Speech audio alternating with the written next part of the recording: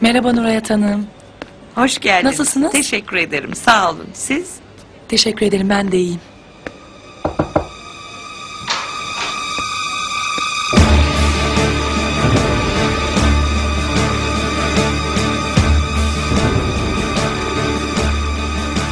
Affedersiniz. Meşgul olduğunu bilmiyordum. Yo, değiliz. Gel.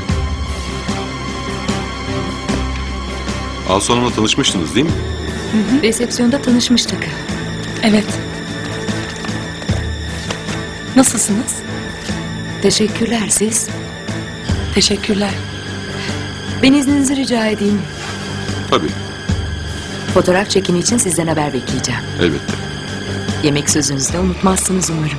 Ben size haber vereceğim. İyi günler. İyi günler. İyi günler.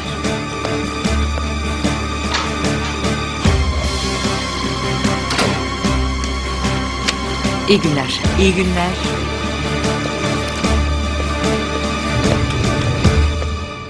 Senin niye yüzün asık? Asık falan değil. Asık asık, ben karımı tanımaz mıyım? Değil.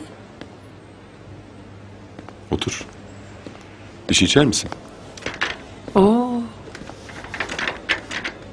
Hanımefendi kalemini unutmuş. Seni görünce aklı başından gitti herhalde. Şimdi anlaşıldı mesele. Sen kıskandın mı beni yoksa? Niye kıskanayım, ben sen miyim? Kıskandın. Hayır.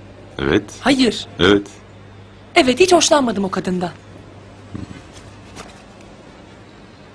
Hem ne demişler? Dostum, kadınlara inanma.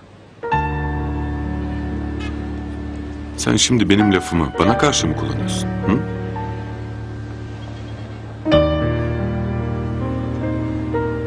Hadi gel yemeğe çıkalım. Sen gazeteci kadınları götür yemeğe.